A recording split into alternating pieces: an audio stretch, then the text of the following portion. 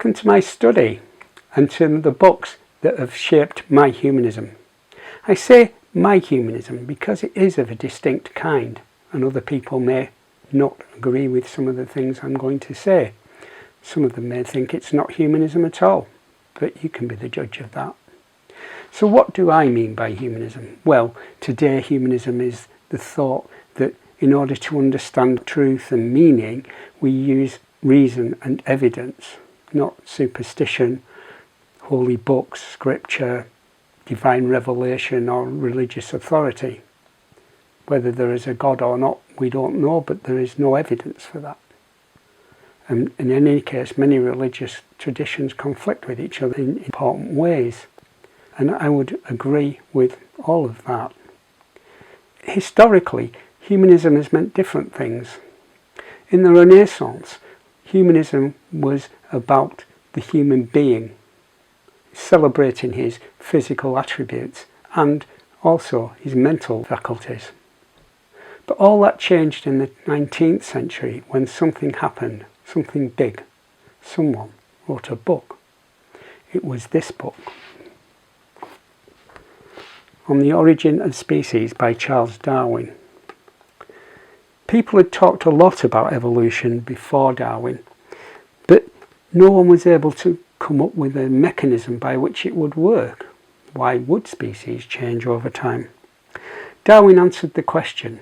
He proposed something he called natural selection, so that animals or plants or other organisms that did well in their environment would pass on their offspring preferentially to those that weren't as well adapted, and that would lead to change over time. We now know that the evidence for evolution makes its own case. There is no other way of interpreting that evidence. If we don't know evolution happened, we don't know anything at all. And not just that. In this book, The Beak of the Finch by Jonathan Wiener, he describes a study by two scientists, Peter and Rosemary Grant, of the finches on the Galapagos Islands. And they watched, in front of their eyes, in real time, natural selection happening. They measured it. It's real. Darwin was right. So why is this such a big idea? Why is it so important? Well, I think it is, and this guy agrees with me. Daniel Dennett wrote a book called Darwin's Dangerous Idea. Here's something he says. If I were to give an award for the single best idea anyone has ever had, I'd give it to Darwin, ahead of Newton, Einstein and everyone else. What Dennett says in this book is that Darwinism is like a universal acid. It eats through and changes the way we think about so many different things. Nothing much remains after Darwinian thought has been there. By the way, next to my Dennett book is The Little Book of Humanism by Andrew Copson and Alice Roberts. Lots of brilliant anecdotes and quotes from famous humanists in their little book. But Darwinism is so threatening. Why did he call it Darwin's dangerous idea? Well, perhaps in part it's because of this book, The Selfish Gene by Richard Dawkins. This is probably the most important book written about evolution since Darwin, and it contains some pretty explosive ideas. What Dawkins was trying to do was answer a technical question about evolution. Where is it that natural selection is working? Is it working at the level of the species, our species in competition with each other, or at the level of groups of organisms, or at the level of the organism itself, or is it working at the level of the gene? Dawkins, with his usual crisp, clear style, argues with solid, good science that it's the genes that are being selected. This might sound an arcane kind of question, but it isn't. because what Dawkins goes on to say is that genes build survival machines to help them get into the next generation. And by survival machines, he means living organisms like you and me. So this really changes the way we have to think about nature. Nature is a mechanistic system. It's soulless. It doesn't care about us. It doesn't know. It doesn't care. And that has profound implications for the way that we think about nature and about our place in it. A lot of people have pushed back against Dawkins, and some humanists have too. But we have to stay true to the humanist principles of using evidence and reason, and the science in this book is pretty solid and sound. Dawkins did, however, say something really rather important in this book, which I'll come back to. We'll have a look at this again. I also need to mention this book, The Blind Watchmaker by Dawkins. My favourite book of his. What a title, The Blind Watchmaker.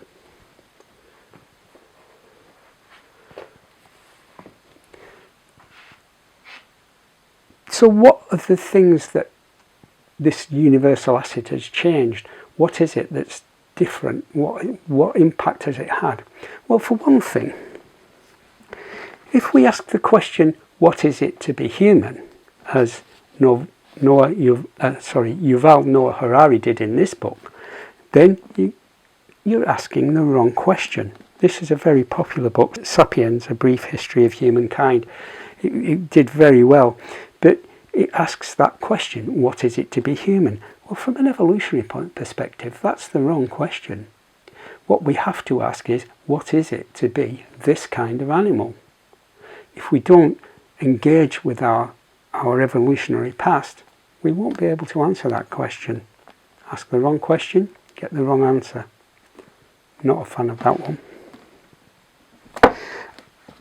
Another way that the evolutionary theory has changed things is that we used to think, and for a long time we still thought, a long time after Darwin, that people were blank slates at birth.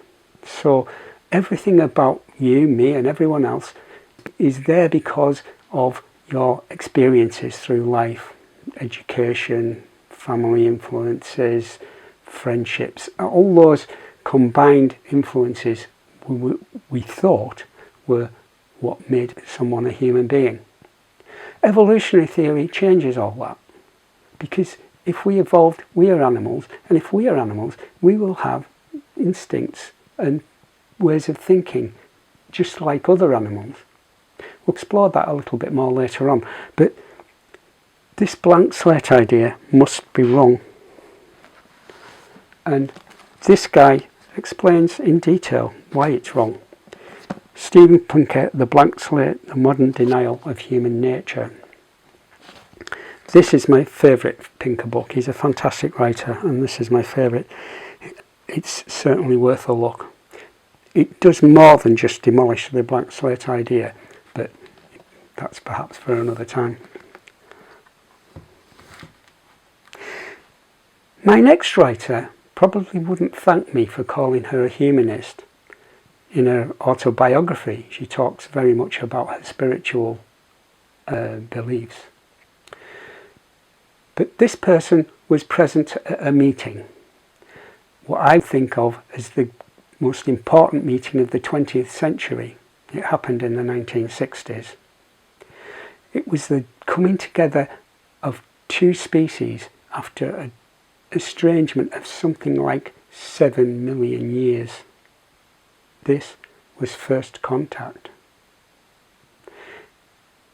The meeting involved this guy, David Greybeard, and Jane Goodall. Goodall wrote about that meeting in more than one of her books. Here's a short version. It's from In the Shadow of Man by Jane Goodall.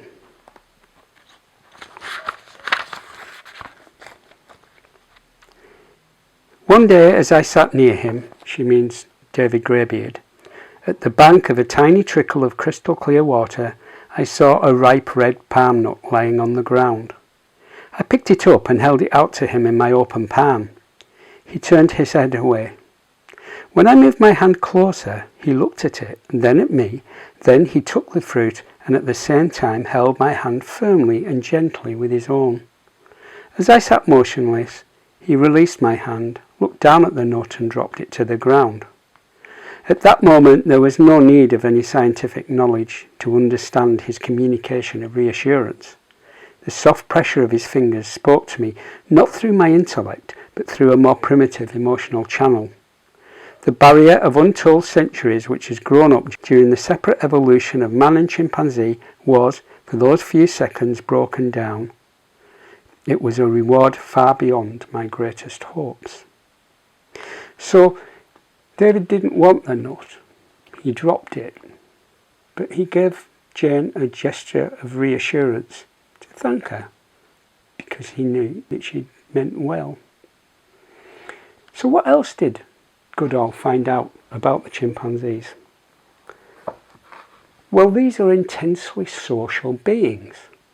There's friendships and fallouts. There's anger, aggression, rage, but there's compassion. There's intrigue and complexity to their behaviour. Yes, and there's love. We don't use love usually in respect of chimpanzees, but the love of a mother for her child must be replicated in the love of a chimpanzee mother for hers. They have the same root. They perform the same function. It's important to look after your child. So the idea that love is a human emotion is wrong. But chimps don't fall in love. They don't pair bond in the way that humans do, or other primates like gibbons or titi monkeys. Their structure, their social structure is different. So they don't do that, which leans back to what I was saying about each species having its own pattern of behaviour. Let's look a bit deeper into what Goodall says. This is from another book, Through a Window.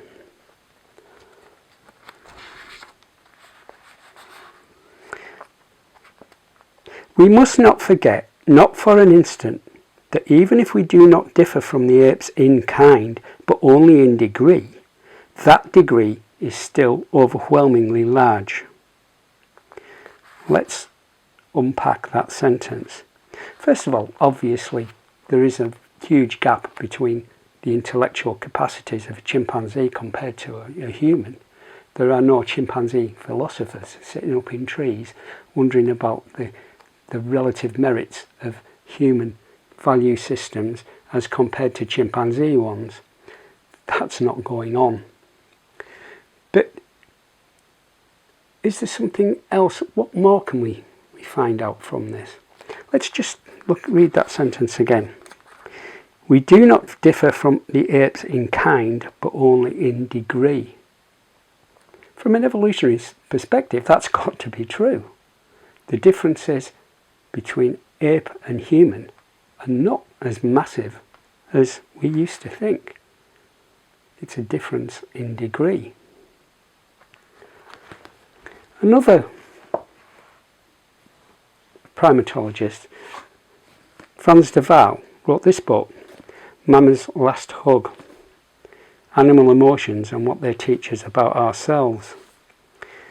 Here's something he says. I consider the rejection of similarity between humans and other animals to be a greater problem than the assumption of it. I've dubbed this rejection anthropodenial. It stands in the way of a frank assessment of who we are as a species. Anthropodenial. We deny our connection to other animals. This book, by the way, Mama's Last Hug, refers to a chimpanzee that de Waal looked after, and she became an internet sensation when she was filmed during the final hours hugging one of the keepers that had been with her all her life. it went viral and worth looking at. Very moving. What Duval has shown in his experiments is that animals like chimpanzees and some of the monkeys understand justice. They have a sense of justice. They know when somebody's messing them about. That's quite a high level of intuitive thought. And it's not just the great apes. In this book, Beyond Words, What Animals Think and Feel by Carl Safina, he shows that elephants, dolphins, other cetaceans like whales, and creatures like wolves also have rich social lives. And perhaps we ought not to be thinking of ourselves as being separate and different from them.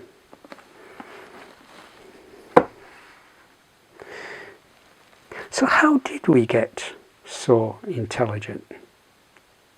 What is it about human beings that means that we have such complex intelligence and such big brains?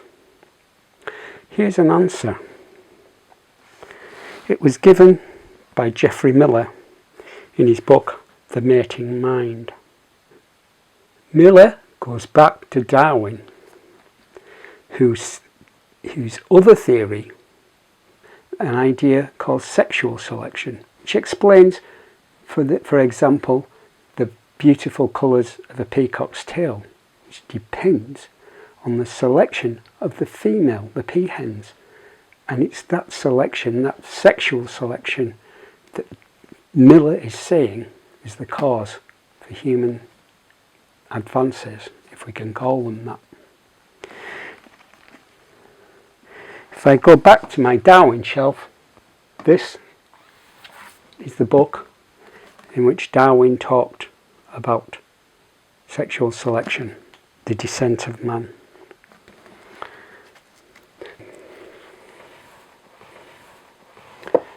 So why do we do this? Why is it that we divide ourselves off from other species? What Peter Singer calls speciesism. Why do we have this speciesism? Why do we have sexism? Why do we have racism? Why do we have this false distinctions between feeling beings? Why do we have them? I think the answer to that is that we are a tribal species, and that's led to the most awful atrocities in human history, the Holocaust most obviously. And it puts us all at risk, because if we've divided ourselves up into nation states and we're all pointing nuclear weapons at each other, that's not a good state of affairs. Tribalism comes from the way that genes are structured, the selfish genes, the way they work, about how they benefit people. But that worked in our ancestral past. It's not going to work today.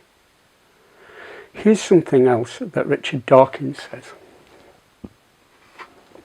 It's from The Selfish Gene, and for me, this is the most important thing he ever said. Let us try to teach generosity and altruism, because we are born selfish. Let us understand what our own selfish genes are up to, because we may then at least have the chance to upset their designs, something that no other species has ever aspired to. So we need to confront those genes. If we are designed for tribalism, that doesn't mean that tribalism is right for us today. It doesn't give it any moral justification. It's just a hangover from when we lived in ancient times on the African savannah.